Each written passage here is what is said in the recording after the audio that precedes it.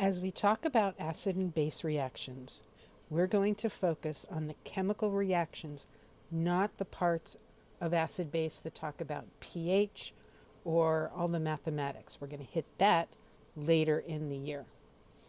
So acid-base reactions are a type of double replacement reaction. We've already taken a look at precipitates. The other major type of double replacement is acid-base. So we're going to talk about precipitate and acid-base. If we take a look at some common acids, we'll see we have some foods. And if we take a look at bases, we tend to see some cleaning products. The first thing we're going to review is how to name our acids. So you need to know your polyatomic ions. If your polyatomic ion ends in ATE8, then the acid becomes ic. An example would be perchlorate becomes perchloric acid. If the acid name ends in ite, it becomes us acid. So the example here would be hypochlorite ion, hypochlorous acid. And the third type would be, if it ends with an IDE, then it needs both a prefix and a suffix. So where we have the chloride ion, it becomes hydrochloric acid. So take a minute and try to name each of these 5 remaining substances. Now that you've had a chance to try them, let's take a look at what you've got. The first one, the ion is oxalate, so it's oxalic acid. Cyanide ion gives us hydrocyanic acid. Nitric acid comes from the nitrate ion. Iodide gives us hydroiodic acid. And oxide gives us not hydroxylic acid, but water. You can see how important it is to know your polyatomic ions. Let's take a look at 3 different types of acids. Hopefully you watched the video, the acid-base guys. So we have Arrhenius, where hydronium ion is produced. We have Bronsted-Lowry, and this is the one we're going to be focused on. So AP Chemistry, Cap Chemistry both focus on the Bronsted-Lowry version of the acid, and that's a proton donor. So that includes the Arrhenius, anything that produces hydronium ion, but it also includes things that don't have hydronium ion in them at all. They include things where the hydrogen gets donated, gets donated to the nitrogen, forming the ammonium. Or this hydrogen gets donated to the ammonia, forming ammonium. And then the third type is the Lewis acid, and we're really not going to spend much time on this at all. We might touch on it at the end of the year if we have time.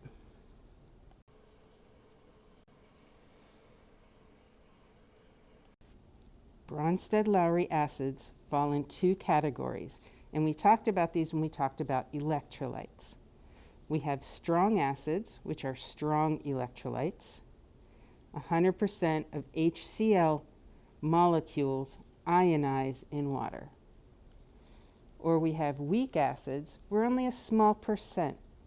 So acetic acid molecules, 99% of them stay as acetic acid molecules. Only 1% or so turn into hydronium ions and acetate ions. And next semester, we'll actually look at the mathematics of how to calculate that percent. If we have an acid, we're also going to have a base. And a base is either molecular or ionic, whereas acids are always molecular. And again, we have Arrhenius that forms hydroxide ions. We have Bronsted-Lowry that can form hydroxide ions, or it can be a proton acceptor, the way this ammonia is. And it's the lone pair. I'll show you that in a few minutes. And then we have Lewis bases, which are electron pair donors, and we're not going to spend a ton of time on that this year.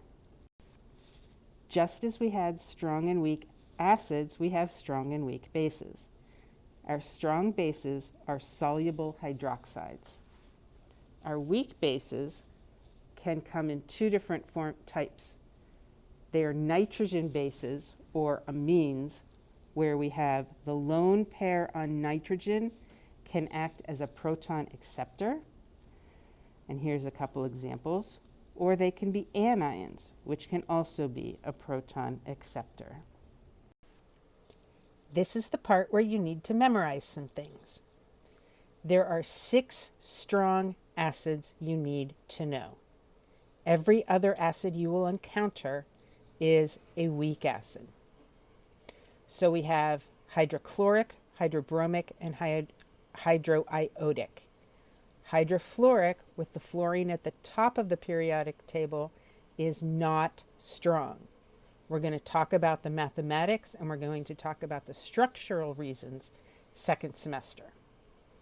The other 3 are oxyacids, meaning that oxygen is part of it: nitric, perchloric, and sulfuric. HCl, HBr, HI, nitric, perchloric, sulfuric. Those are the 6 strong acids you need to memorize. The strong bases you need to know are all hydroxides, and they come from group 1 of the periodic table, and they are the soluble group 2 from the periodic table. So that includes calcium and below. So if you think about the periodic table as a castle, the little tower, group 1, yes, group 2, no, and then all of group 2 and group 1 in the bottom. You have to know your strong and weak acids, strong and weak bases, well, actually just the strong acids and strong bases, because everything else is weak. This slide has a lot of reactions. All of them have something reacting with water. So let's see what kind of patterns we can see. The first thing I want to call attention to is when there is a soluble cation, it does not appear in the net ionic equation. So it's just phosphate and carbonate, not the potassium and sodium ions, because potassium and sodium ions always dissolve. The next thing I want to take a look at is my strong acids, number 1 and 8, I only write the H+. Also, the arrow only goes in a single direction. So we can see strong acids or bases by a single-headed arrow. The weak acids and bases all have a double-headed arrow. And when we come to equilibrium and we look at the mathematics, we'll be able to see why there's just one arrow or arrows in both directions in more detail when we talk about equilibrium later in the year. For now, if you want to write a single-headed arrow the whole time, I'm okay with it. You can write a double-headed arrow the whole time. We're not really going to talk about the difference between the two yet. The next thing I want to talk about is H3PO4 that has 3 acidic hydrogens. with its 3 acidic hydrogens, you can see it loses 1, then it loses the second, then it loses the third. We're going to see some evidence second semester that shows that it really does happen one at a time. And the last thing I want to look at in terms of pattern is we can see water is a reactant every single time, but our products are different. Some of the time they're H3O plus, and some of the time they're OH minus. So we know that if something is an acid, H3O plus is a product when it reacts with water. And if something is a base, OH minus is going to be a product when it reacts with water. So this slide summarizes a lot of what we've seen on the previous slide. We can dissociate strong acids and bases with a single-headed arrow, weak acids and bases with 2 arrows.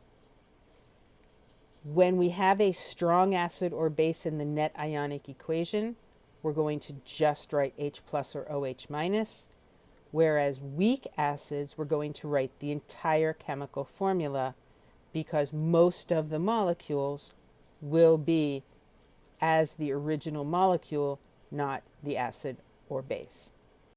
And the last thing on this page, when we write neutralization reactions, and neutralizations tend to have a single arrow, the charges and atoms have to be balanced. That means you have to pay attention to ion charges all throughout this. So let's take a look at several examples. Hydrochloric acid is a strong acid, so I'm going to write H plus. Lithium hydroxide is a strong base, so I'm going to write OH minus. Put them together, and I get water. In my second example, hypochlorous acid is a weak acid, so I need to write the entire thing. And iron 3 hydroxide is not one that is soluble, so it's going to stay a solid. I can't break off its ions because it doesn't readily dissolve in water. When I look at the reaction, the hydrogen and hydroxide get together. I end up with iron hypochlorite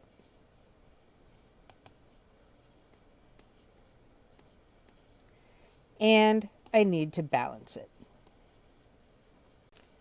Perchloric acid is one of my strong acids. Methylamine, which I would always give you the formula for, is a CH3, that's the methyl, amine, NH2, and it's that pair of electrons on the nitrogen that are going to act as my base. So it becomes CH3, NH3 plus. Hydrofluoric acid is a weak acid. Everything else in the column is strong, but not hydrofluoric. Add it to ammonia. Again, nitrogen has that lone pair.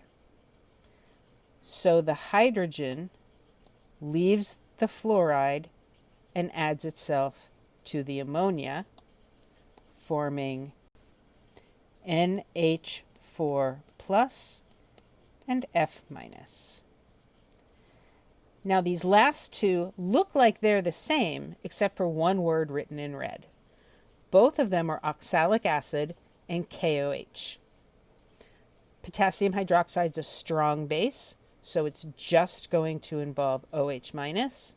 Oxalic acid is a weak acid, so for both of them, it's H2C2O4 plus OH minus, H2C2O4 plus OH minus.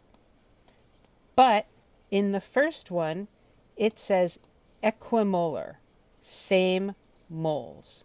meaning it has to be in a 1-to-1 ratio. And so we can only remove one hydrogen.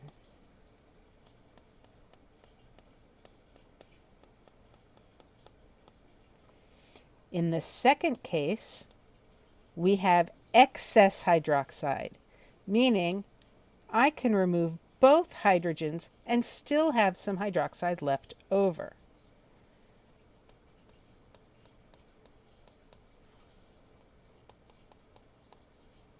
So the difference between the two is whether or not we remove one hydrogen or all the acidic hydrogens.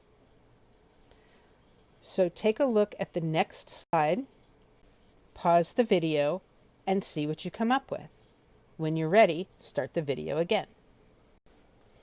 Now that you've tried yours, let's see what you came up with. I color-coded them so that you could see the acid and the base. Sulfuric acid is a strong acid, it just gets H+. Nitrous is weak. Chlorous is weak. Phosphoric is weak. And ammonium ion is weak.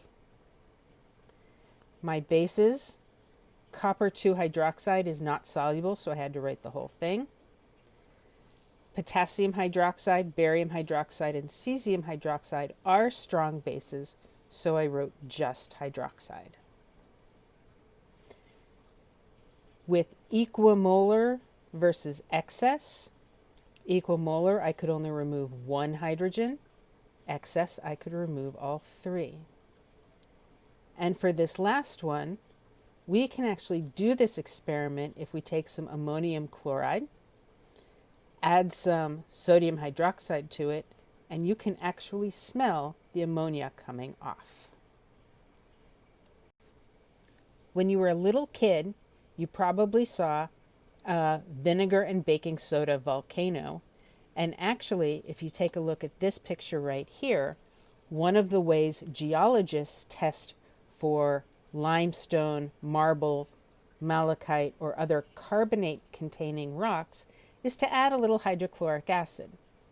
Because it turns out that H2CO3, carbonic acid, is not incredibly stable. So when we mix an acid and a carbonate together, we end up with carbon dioxide, gas, and water.